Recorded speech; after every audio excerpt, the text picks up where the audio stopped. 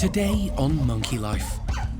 Life and death decisions for the team when woolly monkey Oriana and her unborn baby are on the operating table. I think we should go for it. I think we should go for it. I think so. But it's very, very risky. Okay. Newly arrived baby marmoset Tik Tok meets his potential foster dad. Hey, stop that. But will they bond? Baby keeps trying to, doesn't know what that means. No. And a bumper crop of grapes on the vine for the golden-cheeked gibbons.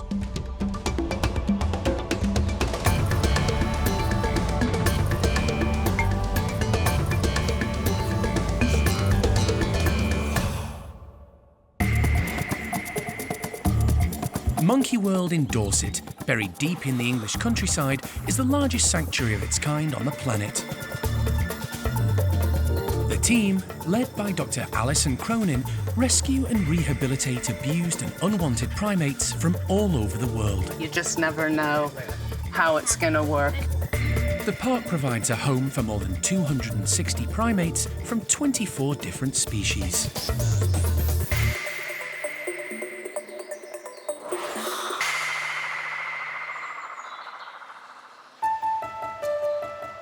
It's a fraught time for the primate care team who look after Enzo's woolly monkey troop. 6-year-old Oriana is in distress.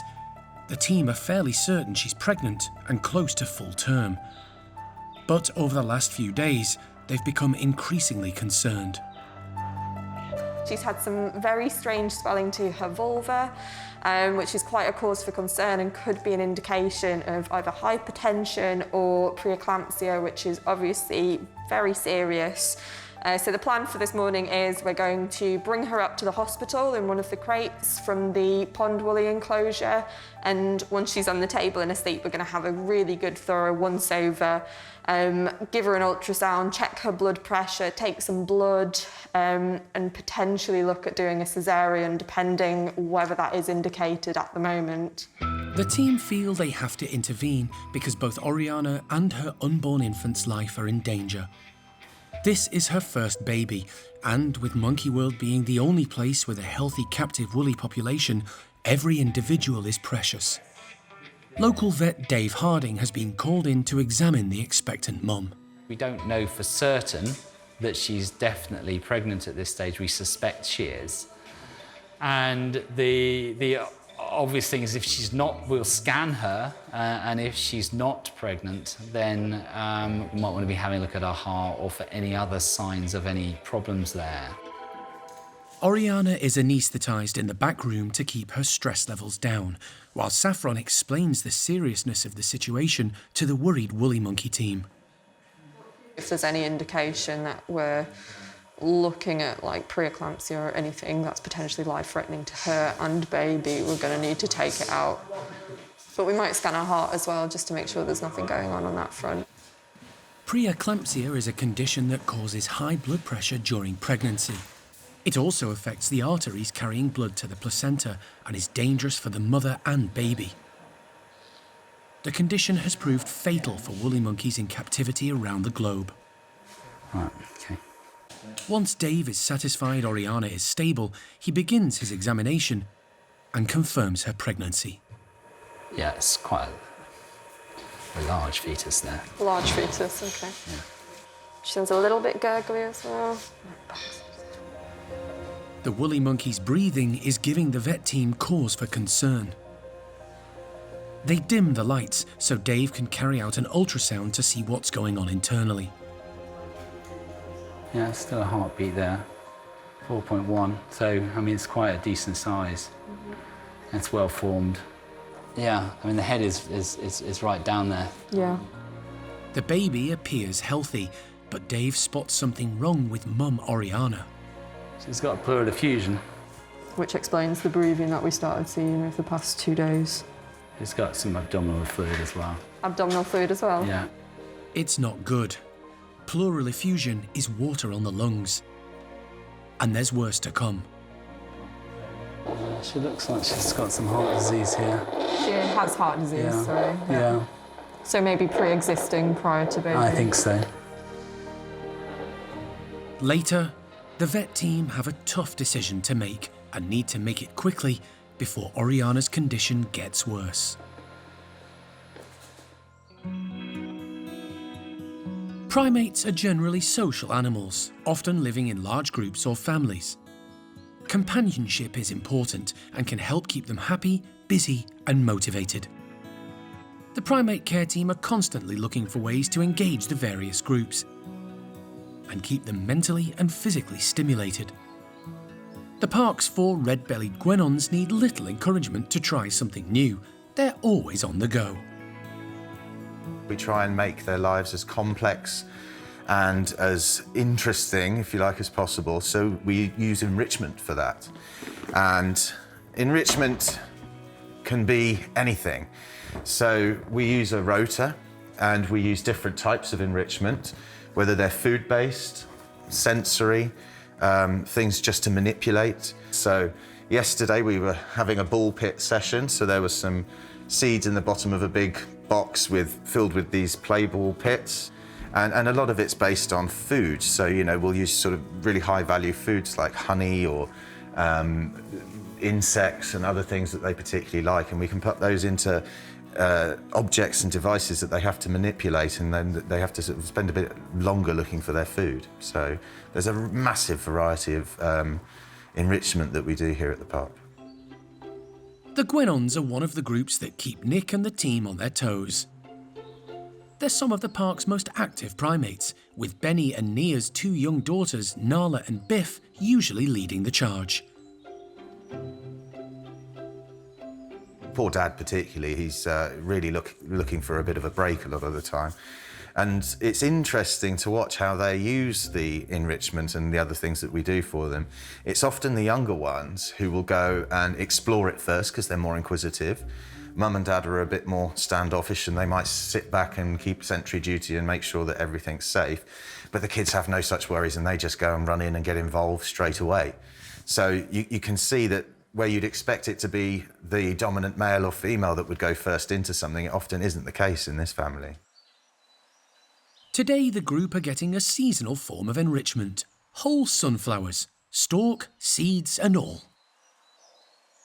My favourite, and I think the best thing, enrichment that we can give them is natural things. A pile of leaves gives them more to do than anything convoluted that we might dream up and make ourselves. So we do like to use natural things like seed heads that they would find in the wild and extract the seeds from. It's a much more natural way of being able to give them enrichment. The guenons have sunflower seeds as part of their normal diet, but this is the first time they've had to work out how to manipulate them free from the flower head. It doesn't take long for Mum Nia to suss it out. Their heads are laden with seeds, which are packed with energy and full of vital minerals and nutrients, essential for the guenon's diet. The youngest member of the group, Nala, soon copies Mum and tucks in. Dad Benny takes a back seat for now, keeping watch to make sure there are no threats to his family. Benny's much more watchful, and he's actually quite a good dad, but he just keeps himself to himself and out of the way. But he's doing a job. He looks like he's not, but he's doing a job. But eldest daughter Biff, who's 2.5, is carefree and self-assured.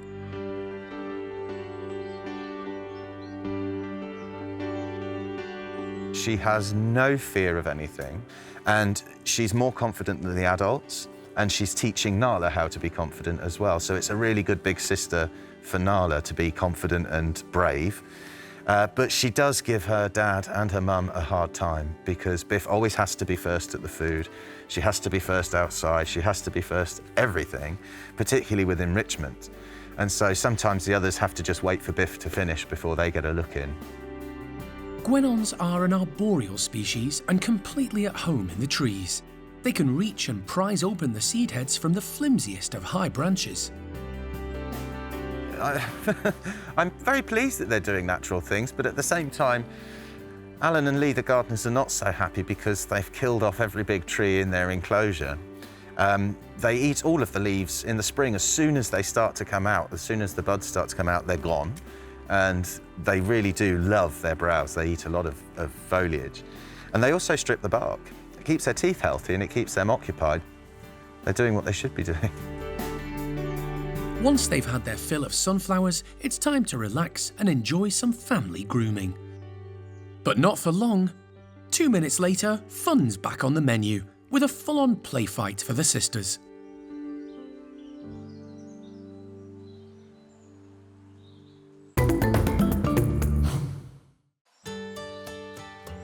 It's been less than 24 hours since the park welcomed its smallest resident, common marmoset Tik Tok, who was rescued by the RSPCA from a home in Essex. Soon after arriving, the 6-month-old youngster was introduced to Clydie in the hope that the adult female would take to him and become his foster mum. The team's decision to let the pair spend the night together paid off.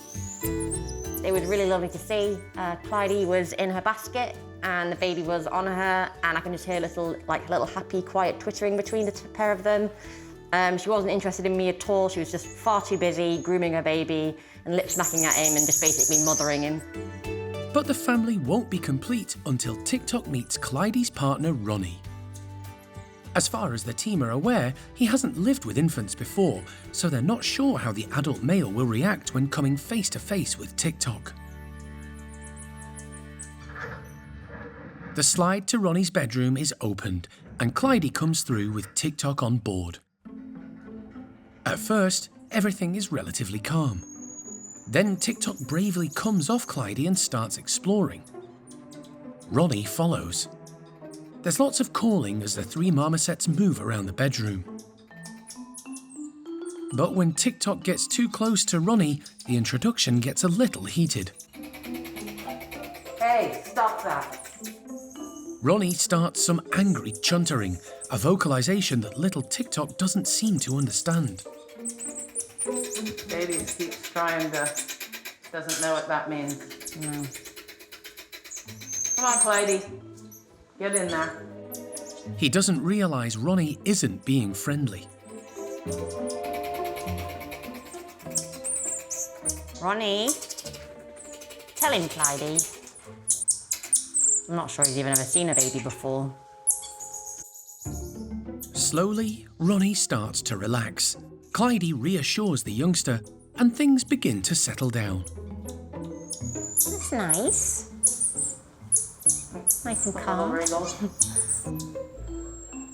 Just starts to slowly calm down. Everyone's just chilled out a little bit, and I think Ronnie's realised the baby isn't a threat and that he's actually a little baby.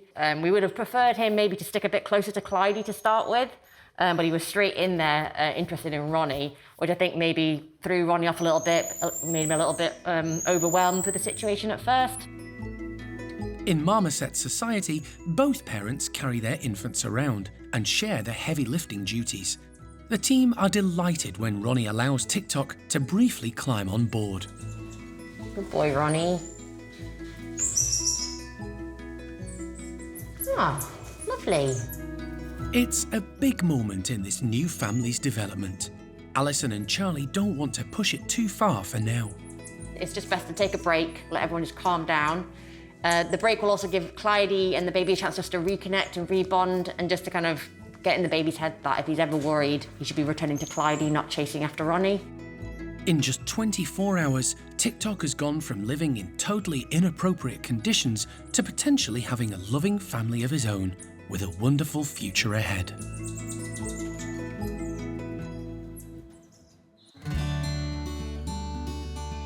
There are 24 different species at the park, all with differing dietary requirements.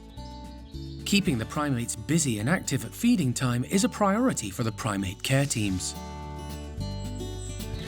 Today, golden-cheeked gibbons Peanut and Pung Yo are benefiting from a donation which fits the bill. Luscious grapes still on the vine. It's definitely new and interesting to them. When we normally feed them grapes for a treat, they would just get individual ones that we can buy from the store, so they wouldn't come with all the lovely foliage. So I definitely think they'll go for the fruit first. That's the tastiest bit. But you might see them after picking at all of the leaves, because naturally in the wild they would eat a lot of foliage as well. To replicate the gibbon's natural wild environment, Sian is wrapping the vines around the ropes in the enclosure and suspending them in hard-to-reach places. But naturally in the wild, their food wouldn't be served to them nice and easy. They would have to go out and forage for it and find it themselves. So we have these pulley feeders that will get them up in the trees. They are arboreal primates, so it just replicates what they would naturally find. So yeah, it just makes them work that little bit harder for their food this morning. So you can see it covers the grapes nice and well. Grapes do form part of the gibbon's diet, but this smaller variety, still on the vine, will be an interesting and stimulating change. The pair are straight out and immediately tuck into the easier-to-reach grapes. Peanut loves her food, and her mate Pung-yo usually has to wait his turn. But with today's bumper crop, there's more than enough to go round. And Pung-yo keeps Peanut at arm's length by heading high to secure his own supply. In the wild, gibbons occasionally come across a tree laden with ripe fruit and gorge themselves. But the produce available in the UK is very different to the natural fruits found in the forests of Vietnam, Laos and Cambodia.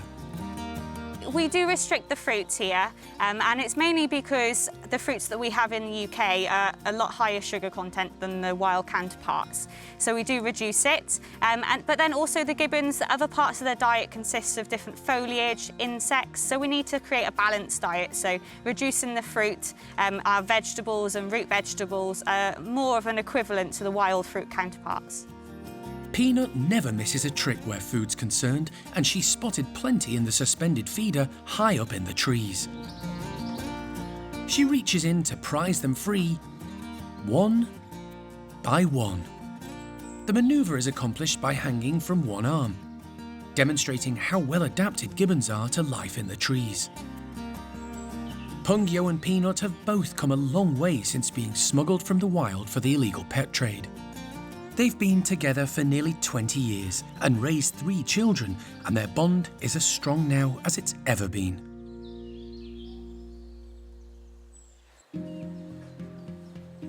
At the Park's hospital, the lives of woolly monkey mum Oriana and her unborn baby hang in the balance. Blood pressure has as well. Blood pressure's dropped. 50. Okay, thank you. Oriana has fluid around her lungs and heart, probably caused by preeclampsia, a dangerous condition in expectant mums. Vet Dave Harding has some tough decisions to make. I don't know whether we wake her up and give her furosemide, because I think she might die if we just... Open her up. If we open her up. Dave has 2 options. Wake Oriana up to give her the drugs she needs to get rid of the fluid and allow her to give birth naturally, or remove the baby via caesarean section and then try to deal with the woolly mum's other medical problems. Do you think she's strong enough to give birth? She's got all of these issues. I don't know whether she's... I think we're sort of damned either way, but yeah. I'm only talking out aloud at the minute. No, I understand. Sort of, yeah. It's a huge decision to make. I'm happy with your judgment, Yeah. I think we should go for it. I think we should go for it. I think so. I think we have to, because what if this is all preeclampsia? We've got to get it. Yeah. I think so. I think but it's very, very risky. Okay. The decision is made. Dave is going to deliver the baby via an emergency C-section. While he scrubs up in readiness, the vet team prepare Oriana for the operation.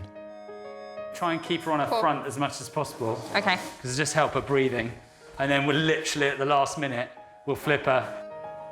Dave gets to work. A caesarean is normally straightforward, but this is no ordinary procedure. Heart rate's up to about 130, Dave. Okay.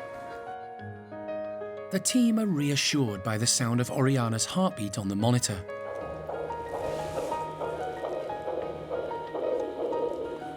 Minutes later, Dave lifts the tiny infant out. Okay, who's going to take the fetus? Okay, you got. Okay. Ruth from the primate care team wraps the baby in a blanket, massaging it to try and stimulate its breathing. Baby breathing? Is he taking breaths? Yeah. Give him a rub. If you put your finger in to just try and clear the airway. There is a heartbeat, but the infant is struggling to breathe. Hayden, is there any chance you could take over just trying to revive baby? That's fine. Thank you. One of the vet team takes over. Are you getting anything from baby at all? Anything? Yeah, heart rate's definitely increasing. Great, thank you. Dave sews Oriana up as quickly as he can.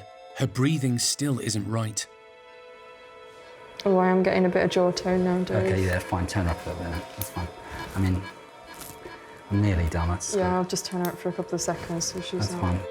But as Dave finishes sewing up Oriana, it becomes obvious there's a problem with her baby. It's not getting anything. I've not had any sort of response for her. No. Oh, I think we call it now. I'm sorry. Yeah, no, that's fine. It's unsurprising given how poorly Mum is. Yeah. She Yeah, looks, not I mean, surprising. you know, it's not surprising. But It's heartbreaking for everyone. But attention must now turn to saving Oriana. I just hope she's all right. Yeah, no, I mean, that's we've got her my this main far. worry. Thankfully, the woolly monkey's condition stabilises. Another ultrasound reveals that the pericardial effusion has all but disappeared. If the fluid that she's got all relates to the pregnancy, then the hope is that the prognosis for recovery will be pretty good. It's whether there's anything more going on. So we have taken some blood tests. The blood looks quite thin, so we think she might be a little bit anemic. But we're going to get those back to the surgery ASAP and get some bloods running and see what they show. In the meantime, Oriana will be given drugs to clear the rest of the fluid and be under close observation to monitor her progress. The team can only hope she makes it through today's ordeal.